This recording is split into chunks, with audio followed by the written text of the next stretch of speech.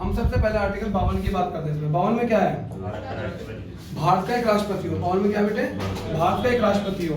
53 क्या कहता है? संघ की कार्यपालिका शक्ति राष्ट्रपति में निहित होगी। किसको? संघ की कार्यपालिका किसमें निहित होगी बेटे? राष्ट्रपति में निहित होगी। 53 ये कहता है। 54 क्या कहता है? चुनाव के बारे में, निर्वाचन के बारे में। अगर आपको ये जानना हो कि राष्ट्रपति के चुनाव में, निर्वाचन में कौन वोट डालता है, तो आपको 54 पढ़ना पड़ेगा। इसमें निर्वाचक मंडल होता है। निर्वाचन मंडल में कौन कौन बताया? तेजी से बताओ। ठीक है, लोकसभा है, इसमें प्लस राज्यसभा है। इसके नीचे ही आपका इसमें विधानसभा आती है, और विधानसभा 28 राज्यों में, इसमें साथ में दिल्ली प्लस पुदुचेरी आते हैं। इनके तीनों में एक चीज कॉमन है, निर्वाचित सदस्य है। 52 में एक राष्ट्रपति हो, 53 में कार्यपालिका शक्ति राष्ट्रपति में निहित होगी, 54 में राष्ट्रपति में कौन कौन वोट डालते हैं, तो लोकसभा, राज्यसभा, विधानसभा के 28 राज्यों में विधानसभा वोट डालेंगे। और आपके दिल्ली में पुदुचेरी के कई सारे प्रदेश ऐसे हैं। आपको बताओ, आपके यहाँ पे 8 केंद्र शासित प्रदेश हैं, जिनमें से 2 में आपकी क्या है बेटे? विधानसभा है। विधानसभा है, और इस विधानसभा के अंदर बेटे दिल्ली पुदुचेरी के अंदर है। और इनमें तीनों में चीज कॉमन है, क्या? निर्वाचित। क्या है बेटे? निर्वाचित सदस्य। निर्वाचित सदस्य वोट डालेंगे, निर्वाचित सदस्य वोट डालेंगे इसमें। ठीक है बेटे, इसमें ध्यान रखना, मनोनीत नहीं डालेंगे, याद रहेगा। ठीक है। 55 क्या कहता है? बिल्कुल, तरीका जानना हो। जब आपको ये जानना हो कि राष्ट्रपति का इलेक्शन किस तरीके से हो सकता है, कैसे होता है, तो आर्टिकल 55 पढ़ना पड़ेगा। 55 में क्या आता है? तरीका, किस तरीके से उनका इलेक्शन होता है। जैसे आप समझो कि इसमें प्रत्यक्ष है, अप्रत्यक्ष है। अप्रत्यक्ष है। आपको बताऊं, सांसद को, एमपी को, विधायकों को वोट डालते हैं, और इनको हमारे विधायक डालते हैं और सांसद डालते हैं, तो ये आपका अप्रत्यक्ष हो गया। कैसे हो गया बेटे? और साथ में ये अनुपातिक है, और एकल संक्रमण पद्धति है। ये एकल संक्रमण पद्धति है और अनुपातिक, आपको ध्यान रखना है। और मैंने डिटेल क्लास में सब कुछ बता रखा, अनुपातिक क्या होता है और एकल संक्रमण पद्धति क्या होता है, ये मैंने आपको सब बता रखा है। तो 55 में तरीका है, क्या है इसमें? तरीका। 56 में क्या है? 56 बिल्कुल सही। कितना होता है? 5 साल। 56 में क्या आपको? कार्यकाल है। 57 में क्या है? बिल्कुल, कि एक राष्ट्रपति दोबारा भी निर्वाचित हो सकता है। आपको बताओ, आपका जो राष्ट्रपति है, जिस तरीके से अमेरिका में है केवल 2 ही बार होगा, आपके यहाँ पे राष्ट्रपति कितनी बार भी हो सकता है? 58 क्या कहता है? योग्यता है इनकी। योग्यता में क्या है आपको पता होगा? 35 साल की उम्र होनी चाहिए, मतलब उससे कम ना हो, ज्यादा हो 35 साल से, और आगे कितनी हो सकती है? कम से कम 35 साल हो, और साथ में लोकसभा का चुने जाने योग्य सदस्य हो। ठीक है ना? और आपका भारत का नागरिक हो। लेकिन और भी चीजें, मुख्य ये चीजें हमारी। 56 में क्या आपकी? 58 में क्या? 58 में योग्यता है। 59 में क्या है? दशाएं। दशाएं में हमारा शर्तें हो सकती हैं, इसमें आपकी शर्तें हैं, वेतन है, भत्ते हैं। 59 में आपको पता शर्तें किस तरह की, कि ये किसी भी सदन का सदस्य ना हो, लोकसभा का, राज्यसभा का, विधानसभा का। अगर सदस्य है और निर्वाचित हो जाते हैं, जब से शपथ लेंगे वो दिन से उनका वो वाला पद खाली मान जाएगा। जाहिर सी बात है, इतना बड़ा पद मिल रहा है तो उसे क्या मानेंगे, है ना? तो 59 में कहते हैं इनको मकान मिलेगा, सुविधा मिलेगी, चिकित्सा सुविधा मिलेगी, सब लिखा है 59 में। 60 में क्या है? 60 में आपकी शपथ है बेटा। 60 में क्या है? इन्हें कंठस्थ कर लो। किस तरह की है आपको मैंने डिटेल का सब कुछ डिटेल से बता रखा है, पर यहाँ मैं क्या चाहता हूँ कि आपको याद है चीजें। 60 में आपको पता शपथ है। शपथ कौन दिलवाता है? सुप्रीम कोर्ट के मुख्य न्यायाधीश, अगर वो भी नहीं हो तो ज्येष्ठतम न्यायाधीश। सुप्रीम कोर्ट के मुख्य न्यायाधीश अगर वो भी ना हो तो ज्येष्ठतम मतलब कि वरिष्ठतम न्यायाधीश आपके शपथ दिलवाते हैं 60 में। 61 में क्या है बेटे? महाभियोग है। 61 में क्या है? महाभियोग है। और महाभियोग हमारा 61 में है। तो अगर क्वेश्चन हो जाए कि जो महाभियोग प्रक्रिया है वो कौन से सदन से शुरू की जाएगी? कोई सही, बहुत बड़ा। आपको पता हो कि संसद के किसी भी सदन से शुरू कर सकते हैं, चाहे वो लोकसभा हो चाहे वो राज्यसभा हो, इसे हम किसी भी सदन से शुरू कर सकते हैं। और आपको पता है राष्ट्रपति को 2 दिन पहले बताना पड़ता है। जिस हाउस में प्रस्ताव किया गया उसमें 1 पे 4 से साइन होते हैं, पहले हस्ताक्षर होते हैं, उसके बाद से किसी हाउस में 2/3 से पास करवा के सेकंड हाउस में भेजा जाता है।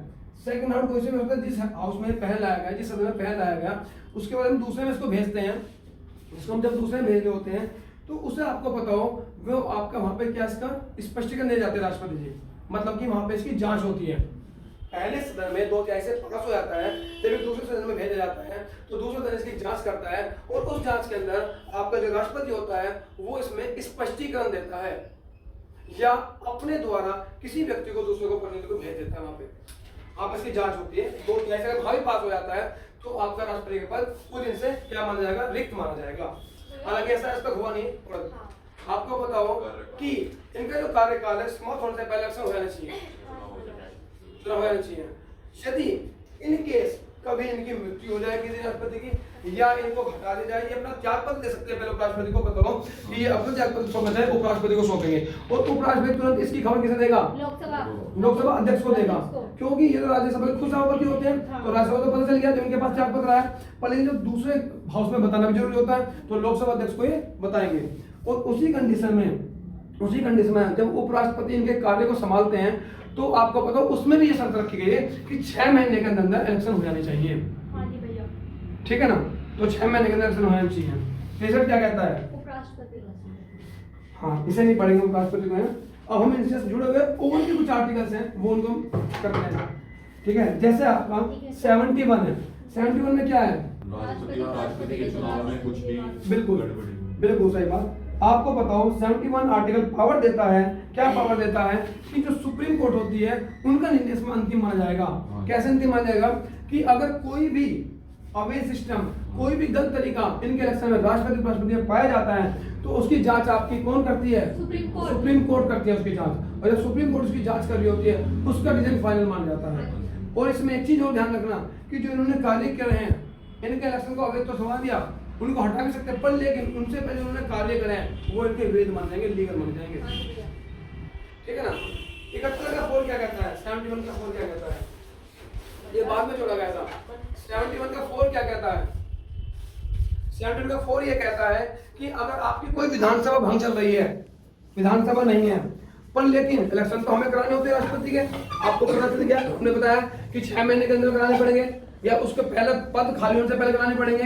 तो इसलिए अगर कोई विधानसभा भंग चल रही है, कोई पद रिक्त चल रहा है, तो जब भी आपका इलेक्शन हो जाएंगे राष्ट्रपति के। 71 का 4 ये कहता है, 71 का 4 कहता है। ठीक है। 72 क्या कहता है,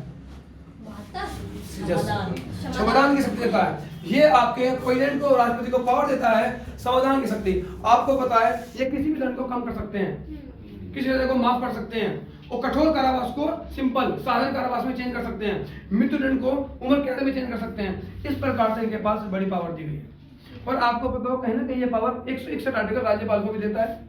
पर लेकिन इन दोनों में एक डिफरेंस बताया था। क्या डिफरेंस बताया था, राज्यपाल मृत्यु की सजा को माफ नहीं करता। बिल्कुल सही, राज्यपाल जो होता है मृत्युदंड को माफ नहीं करता, पर यह पावर राष्ट्रपति के पास होती है। ठीक है। आर्टिकल 74 क्या कहता है, बिल्कुल सही, एक मंत्री परिषद होगी। जिस प्रकार से पहले आपको याद हो राजाओं के पास मंत्री हुआ करते थे सलाह देने के लिए, इसी प्रकार से आपका देश का राजा राष्ट्रपति होते हैं और उनको सलाह देते हैं कौन, मंत्री परिषद। मंत्री परिषद हेड कौन होते हैं, प्रधानमंत्री। तो आर्टिकल 74 कहता है कि एक मंत्री परिषद होगी जो आपके राष्ट्रपति को सलाह देगी। ध्यान रखना, इस सलाह को एक बार पुनः विचार के लिए लौटा सकते हैं राष्ट्रपति, पर लेकिन जब वो दोबारा से आएगी तो राष्ट्रपति को मानना पड़ेगा। 74 आर्टिकल वो भी अलग चीज, वो विधेयक की बात है, यहाँ पे नहीं सलाह की बात चल रही है। वो 111 में आएगी चीजें। 74 की जगह आपको ये ठीक है।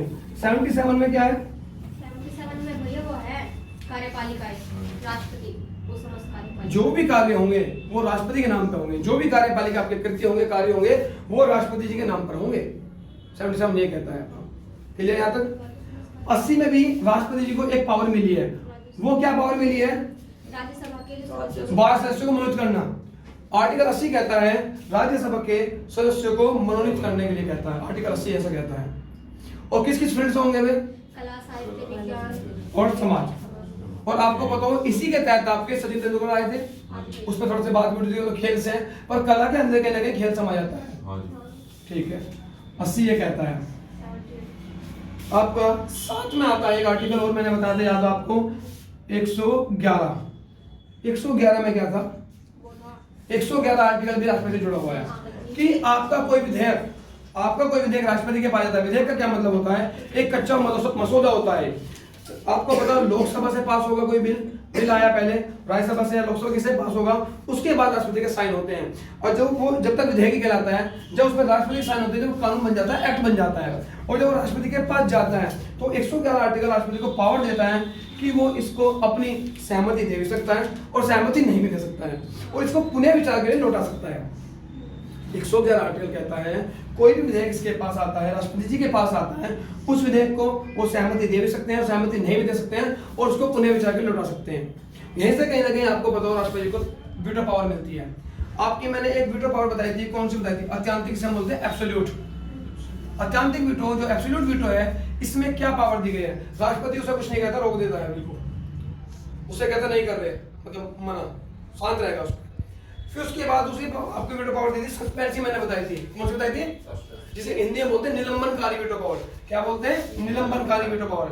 निलंबनकारी वीटो पावर में क्या था, वो पुनः विचार के लौटाता है विधेयक को, उस पे संसद चाहे तो कुछ चेंज कर दे चाहे ना करे, पर जब वो राष्ट्रपति के पास दोबारा आती है तो उस पर राष्ट्रपति को साइन करने होते हैं। ये आपकी कौन सी होगी veto power, suspensive veto power, जब हिंदी बोलते हैं निलंबनकारी वीटो पावर। तीसरी है कौन सी होती है, जेल वीटो, इसे हम पॉकेट वीटो बोलते हैं। क्या बोलते हैं हम, पॉकेट वीटो बोलते हैं। इसमें राष्ट्रपति जी क्या करते हैं, कुछ नहीं बोलेंगे, ना तो हाँ करेंगे ना करेंगे, ना पुनः विचार के लौटाएंगे, तो राष्ट्रपति उसे रख लेते हैं। तो ऐसे कौन से राष्ट्रपति ने यूज की थी, ज्ञानी जैल सिंह जी ने यूज की थी, ठीक है ना। ये पॉकेट वीटो आपकी ज्ञानी जैल सिंह जी ने यूज की थी, और वो फिर कानून बन नहीं पाता, वैसे रखा रहता है। तीनों वीटो पावर क्लियर है आपकी। फिर आर्टिकल 112 में भी आपका बजट आता है, और बजट सब तो आपको पता है नहीं, वहां पे वित्तीय विवरण होता है, वार्षिक वित्तीय विवरण होता है। इसे भी संसद के सामने पेश करते हैं राष्ट्रपति जी, तो उनके पटल पर रखते हैं 112 में, ठीक है। इनसे फिर राष्ट्रपति से एक आर्टिकल जुड़ा हुआ है 123 में क्या पावर है इनके पास, बिल्कुल सही, अध्यादेश जारी करने की ताकत इनके पास।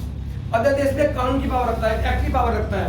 ये कुछ कंडीशन बताई थी मैंने आपको कि संसद के सत्र ना चल रहे हो, तो इस तरह कंडीशन जब होती है तो राष्ट्रपति को अगर इमरजेंसी में कोई आदेश जारी करना होता है तो वो कर देते हैं। आर्टिकल किसके तहत, 123 के तहत, ठीक है। तीन चीज क्लियर है। इसमें अभी आपका एक आर्टिकल और रहता है बीच में, 108 पर राष्ट्रपति जी को क्या पावर मिली है, बिल्कुल संयुक्त अधिवेशन बुलाना। आपका कोई भी साधारण विधेयक है, अगर वो लोकसभा इस तरह से पास नहीं हो पा रहा है तो उस पे वो क्या करते हैं, संयुक्त अधिवेशन बुलाते हैं, जॉइंट सेशन बुलाते हैं, दोनों को साथ बिठाते हैं, उसके बाद मत होता है। पर इसकी अध्यक्षता कौन करता है, लोकसभा का, बिल्कुल सही, इसकी अध्यक्षता लोकसभा के अध्यक्ष करते हैं, पर बुलाते कौन है, राष्ट्रपति बुलाते हैं। 108 ये ताकत देता है, ठीक है। 123 हो गया हमारा।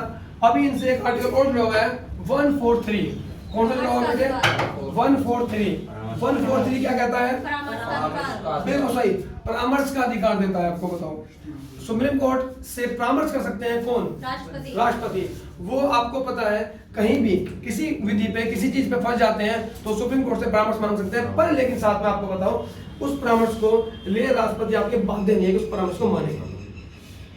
कोई दिक्कत यहाँ तक 123 की जगह आपका इतना क्लियर हो गया। फिर इन्हें आपातकालीन शक्तियां मिली है, कौन सी मिली है बेटे, आपातकालीन समय।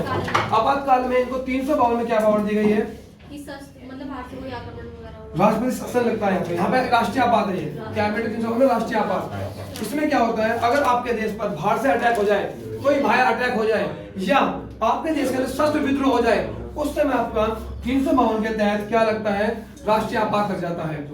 अभी तक यहाँ पे कब कब लगा है, 1962 में, 1971 में, और साथ में 1975 में। 62 में कब लगा था, किस कंडीशन में लगा था, 71 में पाकिस्तान, आपको पता बांग्लादेश को आजाद कराया था इस समय। 75 में आंतरिक अशांति के कारण, इस समय आपके प्रधानमंत्री थी इंदिरा गांधी जी, जब आंतरिक अशांति की बात करते हैं तो इसमें इसके बाद बड़ी प्रॉब्लम क्रिएट हुई, और आपको बताओ कांग्रेस की शाखा इसके बाद उतर गई थी। इसके बाद 44वां संशोधन किया गया, कौन सा किया गया था, 44, और इस संशोधन में कह दिया गया था कि आंतरिक अशांति नहीं, अब शस्त्र विद्रोह के आधार पर आपके यहाँ क्या लगेगी, इमरजेंसी लगेगी। शस्त्र विद्रोह किसके आधार पर, शस्त्र विद्रोह के आधार पर। और दूसरा इसमें एक प्रावधान और जोड़ दिया गया था कि मंत्रिपरिषद लिखित रूप में देंगे जब इमरजेंसी लगेगी, ठीक है। 44वें संशोधन से इसमें चेंज किया गया था। इसके बाद आपकी इसमें 356 में भी आपको बताओ राष्ट्रीय शासन लगता है, और 356 में राष्ट्रीय शासन लगता है, वो किस आधार पर लगता है कि कोई भी राज्य कोई भी राज्य संवैधानिक रूप से सही तरीके से अपना काम ना कर रहा हो, उसमें राज्यपाल राष्ट्रपति को सूचना देते हैं और उसके बाद वहां पे क्या लगा दिया जाता है, राष्ट्रपति शासन लगा दिया जाता है। और अभी तक आपको पता काफी बार देश में लग चुका है, कई हर राज्यों में लग चुका है, 1-2 छोड़ के, तो आपका राष्ट्र शासन लगता है 355। पर इसका भी एक आर्टिकल है इसके साथ ही जुड़ा होता है 365, वो भी एक तरह से बेस का काम करता है। इसमें साफ साफ कहा गया है 365 में कि अगर राज्य में सही तरीके से काम नहीं हो तो राष्ट्रपति शासन लगाया जा सकता है। तो राष्ट्रपति शासन की बात कहीं ना कहीं आपके 365 भी करता है। आर्टिकल 360 क्या कहता है, वित्तीय आपात की बात करता है। आर्टिकल 360 किसकी बात करता है, ये हमने कहां से लिया था, अमेरिका से लिया था। और फाइनेंशियल इमरजेंसी बोलते हैं उसको, वित्तीय आपात को। कहीं भी आपको लगता है आपके देश में किसी क्षेत्र में कहीं पैसे की कोई गड़बड़ बड़ा प्रॉब्लम चल रही है, पैसों को लेके समस्या चल रही है, तो जब भी लगाया जा सकता है। पर अभी तक हमारे देश में ऐसा नहीं लगा है, ठीक है। 360 आर्टिकल का इस तरीके से कोई यूज नहीं होगा, कहीं भी हमारा इमरजेंसी नहीं लगी 360 से। ये तीनों ही किसको पावर दी गई है, राष्ट्रपति को। साथ में राष्ट्रपति को कुछ और पावर दी गई है। ये तीनों सेनाओं के प्रमुख होते हैं, ये तीनों सेनाओं के, ये सैन्य अधिकार है, सैन्य अधिकार है, वो तीनों सेनाओं के प्रमुख होते हैं। आपको पता, राष्ट्रपति वो युद्ध की शांति घोषणा कर सकते हैं, युद्ध की शुरुआत की घोषणा कर सकते हैं, तो ये भी राष्ट्रपति के पास पावर है, ठीक है ना। और दूसरा 74 आर्टिकल में आपको मैंने बताया था कि जो मंत्रिपरिषद होती है इसकी सलाह पे राष्ट्रपति कार्य करते हैं। किसकी सलाह पे काम करते हैं, मंत्रिपरिषद की सलाह पे कार्य करते हैं। और जो मंत्रिपरिषद होती है, आपको बताओ, जो राष्ट्रपति को सलाह देती है, राष्ट्रपति के पास यहाँ पे एक पावर होती है इस सलाह को वापस लौटाने की। जो मंत्रिपरिषद सलाह मिली अपने विवेक के अनुसार राष्ट्रपति उसकी सलाह को वापस कर देते हैं, पर लेकिन जब दोबारा से आती है तो वो सलाह उनको माननी पड़ती है, ठीक है। इसी प्रकार से आर्टिकल 111 में भी आपको बताओ, मैंने बताया था कि किसी भी विधेयक पर, आपको बताओ विधेयक क्या होता है, संसद द्वारा कोई विधेयक, कोई मसौदा पास हो गया, उस पर राष्ट्रपति के साइन होते हैं, जब जाके वो क्या बनता है, एक्ट बनता है। तो 111 में जब राष्ट्रपति के पास ये विधेयक आता है संसद के पास, संसद से, तो इसमें वो अपनी सहमति दे सकते हैं, सहमति नहीं दे सकते हैं और पुनः विचार के लिए लौटा सकते हैं। और जब आपको पता है वो पुनः विचार के लिए लौटा रहे हैं तो उनका विवेक काम कर रहा है यहाँ पे, तो ये भी इनके विवेक अधिकार के अंदर शक्ति आती है पुनः विचार। पर लेकिन आपको पता हो जब पुनः विचार के लिए उन्होंने लौटा दिया और जब वो संसद से, लोकसभा राज्यसभा से दोबारा से इनके पास आता है, चाहे उसमें संशोधन किया हो चाहे ना किया हो, उसमें कोई चेंज किया विधेयक में नहीं किया, पर राष्ट्रपति आपका बाध्यकारी होता है उसमें साइन करने के लिए, ठीक है ना, उसे साइन करने पड़ेंगे। इसी प्रकार से मैंने एक शक्ति अभी यार बताई आपको, कोई भी पार्टी, कोई भी दल अगर अपना बहुमत प्राप्त नहीं कर पाया है, किसके अंदर, संसद के अंदर, कोई आपकी कोई सरकार नहीं बन पा रही है, तो ऐसी स्थिति में राष्ट्रपति अपने विवेक का काम करते हैं और किसी को प्रधानमंत्री बना सकते हैं, जब जो उन्हें ऐसा लगता है कि अपना बहुमत सिद्ध कर देंगे। तो इस तरीके से आपकी इनकी विवेक अधिकार शक्ति मान जाती है राष्ट्रपति की, ठीक है।